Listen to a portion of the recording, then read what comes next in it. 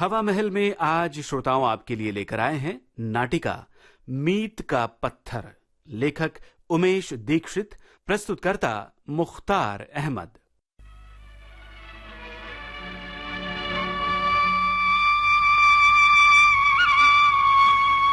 देखो तोशा, मुझे जब तक तुम दिखाई नहीं देती तो ऐसा लगता है कि क्या कहूँ। मैं समझ गई क्या कहना चाहते हो तुम। क्या समझ गई मेरे बिना बताए ही? अरे यही तो कहोगे, उषा रानी, मुझे चारों ओर फूल ही फूल नजर आते हैं, हर श्रृंगार की महक आती है उषा, और हर शाख मुझे राजा इंद्र के नंदनवन से लाई लगती है। उषा, तुम तो बस मेरा मजाक उड़ाने लगती हो।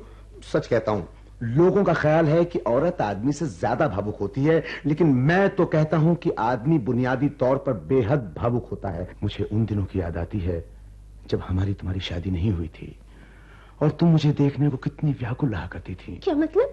गोया कि आप देखो, अब तुम सीरियस हो रही हो। तो आप नॉन सीरियसली कह रहे हैं? तो फिर कहने के पहले बता दिया करो कि कब तक तुम नाटक के मूड में हो और कब। उषा, मुझे याद है वो शामें जो मैंने तुम्हारे घर के सामने लेफ्ट राइट करते हुए गुजारी है, और तुम्हारी एक झलक देखने के लिए मैंने कितने पीरियड मिस किए हैं, पापा की कितनी डांटें सही हैं।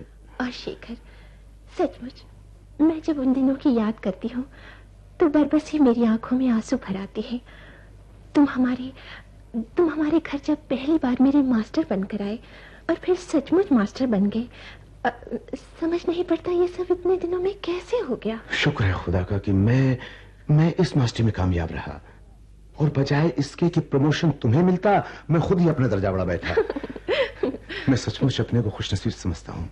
वो कैसे? तुम्हें पता नहीं रानी, प्रेम कितना बड़ा जुआ है। ट्रेल तो कभी कभारी फंसती है, अक्सर बदरंगी पास आती है। अब तुम ही देखो ना, एक साहब हैं, एक साहिबा हैं।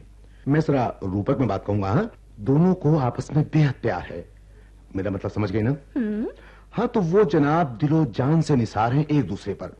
दोनों ने शहर के बाहर किले के खंडरों में जिंदगी भर साथ निभाने की कस्में खाई, और मनचाही न होने पर जान देने तक के इरादे पक्के कर लिए। और फिर एक दिन उन साहिबा की एक दोस्त तशरीफ लाती है इन साहब के पास। साथ में एक खत है, एक निहायत रंगीन रुमाल में लिपटा हुआ। खत का मजमून है, मेरी अच्छी बहन, मेरा एक काम करना, शंकर से कहना कि दुनिया में हजारों मुझसे हसीन लड़कियां हैं, मुझे भुला दें। मैं उनकी न हो सकी, मेरी शादी अगले महीने हो रही है, उनसे कहना मुझे भूल जाएं। अलविदा। Very sad. वाह, तुमने तो कह दिया वेरी सैड, और हो गया। अरे उस बेचारे का तो पटरा उलट गया, लेकिन मेरा पासा ठीक पड़ा। अच्छा, तो ये बात है।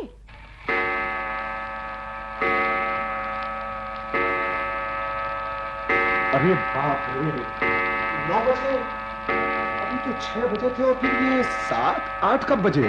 आप सोकर तो उठे हैं 9 बजे, और तब से यही ऊट पटांग बातें कर रहे हैं। फिर भला घड़ी आपका ध्यान कैसे अपनी ओर खींचे? नहीं उषा, तुम नहीं समझती। मेरा सुपरिंटेंडेंट बड़ा शरारती, और बॉस तो उससे भी एक हाथ स्याता। 10 के 10.15 हुए नहीं कि लाल निशान। हाँ, और मैं जब टेबल पर काम करते करते तुम्हारी याद में खो जाता हूँ, कलम अपने आप नोट शीट पर तुम्हारी तस्वीर उतारने लगती है, तो ऐसे में भूतनाथ की तरह आकर वो जालिम मुझे लखलखा सुंघा देता है, डांट अलग पिलाता है। वो ऐसे दबे पांव आता है कि पता ही नहीं लगता, जैसे बिल्ली दबे पांव आती है। हाँ, उषा, मेरा तो इरादा है कि अफसरों के पैरों में घंटियां बांध दी जाएं, ताकि मातहतों को उनके आने जाने का सिग्नल मिलता रहे। घंटियां नहीं, घुंघरू कहो, और घुंघरू ऐसे रुंझुन बोले कि घुंघरू की आवाज अफसर के स्वभाव की तरह हो, जैसे कि सरल स्वभाव के सज्जन हों तो छुन छुन, और रौबीले हों तो ठुन ठुन, और सख्त किस्म के अफसर हों तो ता थई ता थई ता। अच्छा श्रीमान, कहीं ये घंटियां आप ही के पैरों में न बन जाएं। क्यों? जल्दी करिए, ऑफिस जाना है ना। हाँ सरकार, जाना है। चल दिए अहले जुनून।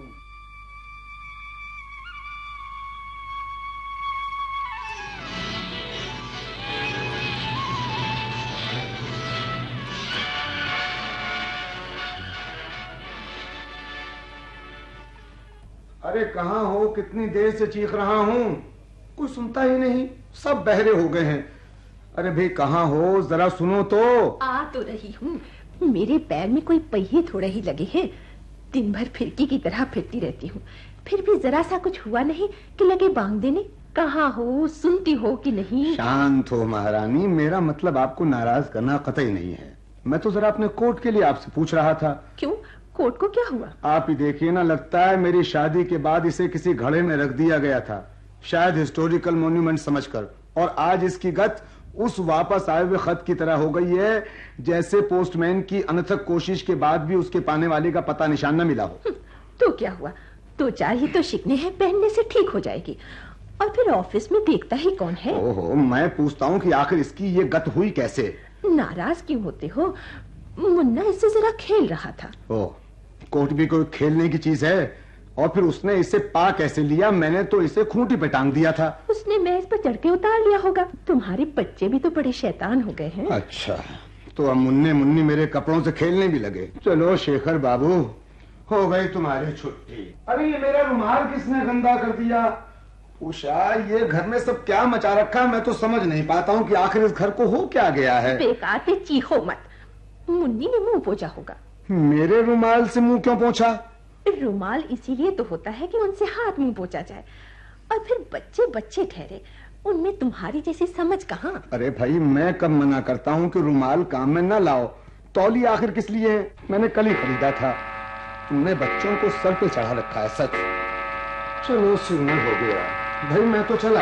पर आज तो तुमने 2 घंटे की छुट्टी ली है ना? अरे तो उससे क्या हुआ, 12 बजे तो पहुंचना ही है, फिर इतना लंबा रास्ता। मैं सोच रहा था कि आज स्टेटमेंट्स पूरे कर लूंगा, 2 दिन देर से गया हूँ। सुपरिटेंडेंट साहब रोज बिगड़ते हैं। अच्छा, तो छुट्टी ली भी आपने दफ्तर का काम पूरा करने के लिए? श्री राम वैद्य ठीक कहते हैं। क्या कहते हैं? यही कि अगर तुम ज्यादा नहीं जीना चाहते हो तो शाम को देर तक दफ्तर में काम करो और फाइलें घर में भी ले आओ। इतवार और छुट्टी के दिन भी दफ्तर जाओ। खाने में 5 मिनट से ज्यादा वक्त मत लगाओ। जितना ज्यादा काम हो सके करो। खाने के समय भी दूसरों से काम की बातें करो। एक भी मिनट ऐसा न जाए जबकि आप काम की न सोचें। सारी जिम्मेवारी अपने ही सिर लादे रहो, और यदि दौरे पर जाओ तो कार्यक्रम ऐसा बनाओ कि रात में सफर करो और दिन में काम। उषा, तुम तो मेरी हंसी उड़ाने लगती हो बस। ये मेरी बेबसी है, सच कहता हूँ। ये छोटा सा घर और ऊपर से तुम्हारे बच्चों की चिल्लपों, इससे तो दफ्तर ही अच्छा।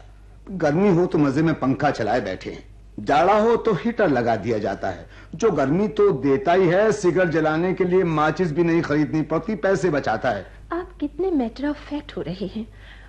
आपकी सारी भावुकता कहाँ गई? बॉस के साथ टिम्बकटू। पर तुम ये मत समझो कि मैं रीत गया हूँ। तुम्हारी एक मुस्कुराहट के लिए सच कहता हूँ, दफ्तर की घड़ी रोज ताकता रहता हूँ कि कब 5 बजे। झूठी।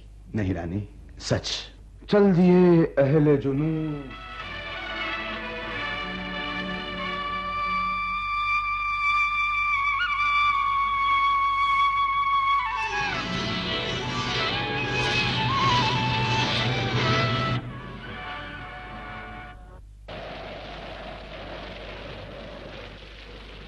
मुन्ना चला गया ट्रेनिंग पर और अर्चना चली गई अपने ससुराल।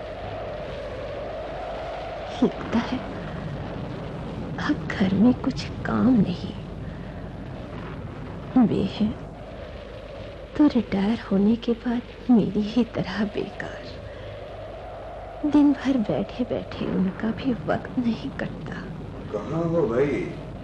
जरा मेरा चश्मा तो लाना, जरा अखबार पर एक नजर डाल लूं, तो फिर चलें जरा जज साहब के यहाँ हो आए। अरे तुम भी कैसे भुलक्कड़ हो।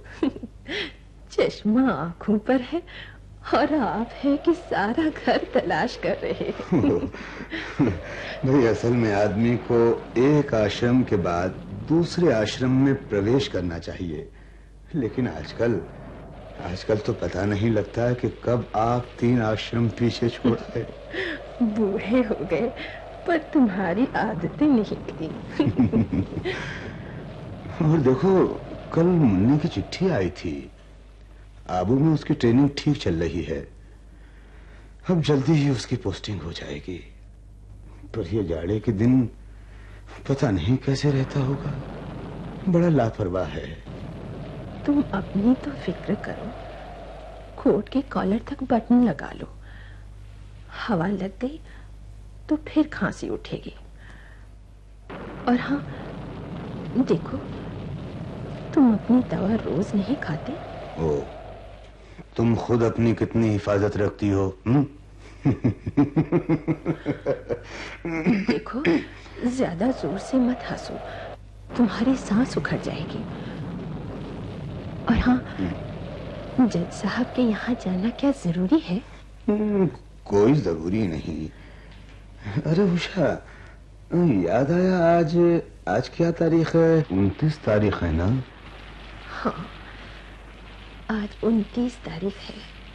आज तुम नन्ही से गुड़िया बनकर, चलो, सजी सजाई छम छम करती, हटो भी, दुल्हन बनकर 30 साल, एक युग बीत गया।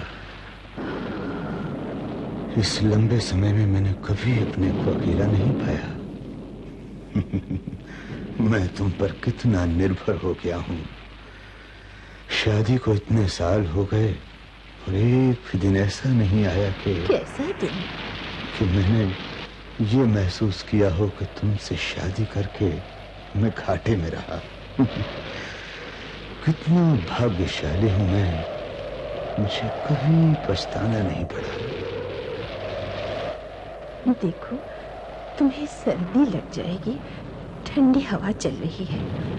चलो, भीतर चलो। हो, तुमने तो मुझे बिल्कुल बच्चा समझ रखा है। बच्चे और बूढ़े में फर्क नहीं होता। चलो, मान लिया।